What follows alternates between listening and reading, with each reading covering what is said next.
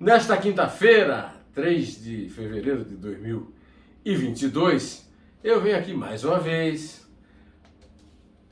agradecer muito a sua presença aqui, vendo o vídeo, comentando, fazendo considerações a respeito do que eu falo. E eu começo hoje com uma notícia espetacular, hein? Deltan Dallagnol me deu uma entrevista que vai ao ar no sábado, a 1h da tarde, no programa Neumann Entrevista, de todo sábado. E eu já posso dar uma avant-première dessa entrevista, lhe falando de um vídeo que ele gravou e divulgou hoje, quinta-feira, dia 3. Ele disse, entre outras, muitas outras coisas, e ele vai dizer muito mais ainda na entrevista. A entrevista está simplesmente espetacular. Que 2021, o ano da extinção da Lava Jato, foi também o ano do menor número de condenações por corrupção da história da Polícia Federal. E eu me lembro de ter contado isso para você quando foi divulgado, né? Ele comenta isso, dizendo que em 14 anos nunca tinha havido um número tão baixo assim, mesmo de bem antes da Operação Lava Jato. E que tem, quando a Operação Lava Jato foi extinta, havia 400 investigações sendo feitas. Você não pode perder essa entrevista no sábado, né? Pois é, hoje tem outros assuntos também. Entre 2019 e 2021, em 3 anos, o governo federal, o presidente da República, gastou 30 milhões de reais do cartão corporativo, 19% a mais do que foram gastos em 3 anos, né? Do que foram gastos em 4 anos nos governos Dilma Rousseff e Michel Temer. E o senador Fabiano Contarato, que brilhou bastante, do PT do Espírito Santo, que brilhou bastante na comissão parlamentar de inquérito da Covid-19, né? Exigiu uma posição do Tribunal de Contas da União que resolveu investigar isso. E o Bolsonaro tem explicações a dar sobre o cartão corporativo, porque vive fazendo farofagem, aí filmadas e transmitidas pelo Fábio Faria, o genro do Silvio Santos, que é secretário de comunicação dele, mas não conta para fazer demagogia, populismo, mas não conta os gastos dele com esse cartão corporativo.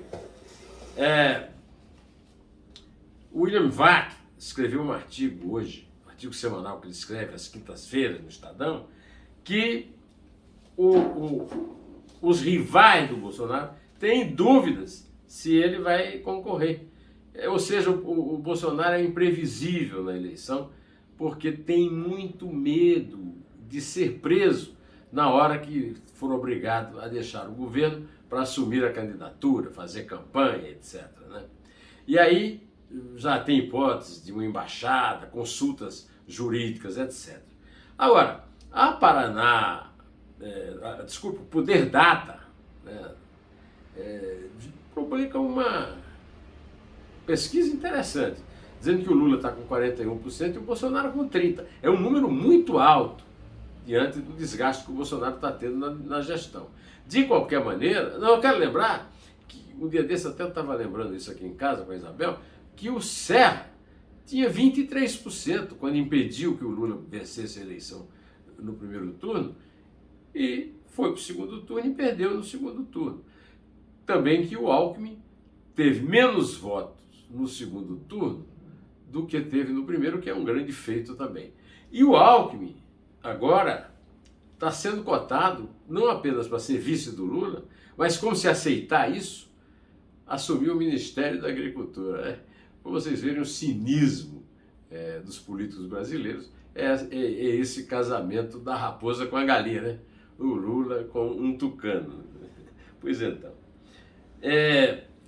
Agora, em relação ainda a essa questão aí do PT, o ministro Luiz Eduardo Barroso, do Supremo Tribunal Federal, escreveu um artigo a ser publicado no dia 10, numa revista lá especializada em relações exteriores, dizendo que a Dilma não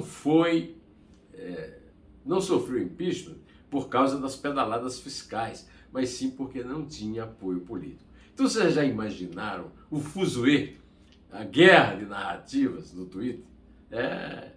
Os petistas, tá provado aí que foi golpe.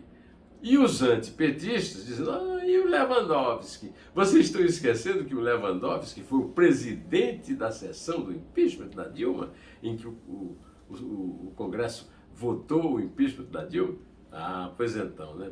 O certo é que, graças a essa interpretação do Barroso, é possível entendermos por que o Michel Temer e o Bolsonaro foram blindados e não se consegue ter um impeachment dele, e no caso do Bolsonaro, né? É isso aí. Então, para ter um impeachment, não basta cometer um crime. Bolsonaro cometeu vários. É preciso que haja uma perda de poder político, como explicou o Barroso no seu artigo a ser publicado. Bom, nesta quinta-feira, há também uma notícia internacional muito importante. O Joe Biden, presidente dos Estados Unidos, anunciou que as tropas americanas, um ataque militar americano, atacou e matou Abu Ibrahim al-Hashim al-Qaïru, líder do Estado Islâmico.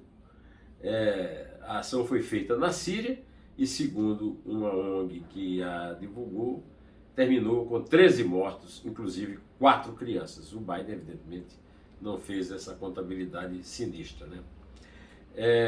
O relatório da obra, do afundamento da marginal do rio Tietê, na altura da ponte do Piqueri, mostra que já era tida como frágil há muito tempo a área naquela obra, né? Ou seja, o acidente entre o minhocão, que está escavando o túnel do metrô ali, e um esgoto, foi muito previsível, como sempre. Então não foi um acidente.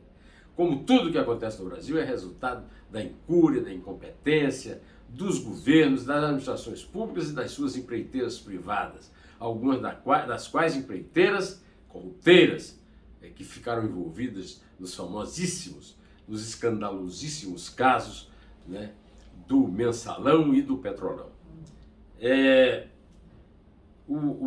Eu falei para vocês, insisto, a entrevista com o Deltan Dallagnol é imperdível no sábado. Agora, no domingo também, vamos ter um programa para lá de agradável. Olha aqui, esse livro aqui, esse livro aqui. Esse livro, eu não consigo largar esse livro. Esse livro é Para Entender Paris, da minha colega, da brilhante jornalista Selma Santa Cruz, que foi do Jornal da Tarde, que foi editora internacional da Veja. É um livro para se ler com prazer, porque Paris é a cidade do prazer. Paris é uma festa, como diz o título famoso do livro de Ernest Hemingway, que ela cita no livro. O livro é tão bom que um amigo, querido amigo meu, que foi editorialista do meu lado, nas baias dos editorialistas lá na redação do Estadão, o Lourenço Dantas Mota, filho do grande poeta modernista Dantas Mota, lá de Minas, disse que leu a bibliografia inteirinha, só de raiva, porque o livro tinha acabado. Ele queria ler mais aquele livro. Você vai ler o livro e depois você vai ver os 2 dedos de prosa que eu vou fazer com Selma Santa Cruz. Não perquem. Bom, eu vou ficando por aqui, direto ao assunto, em pé, só a verdade salvará as nossas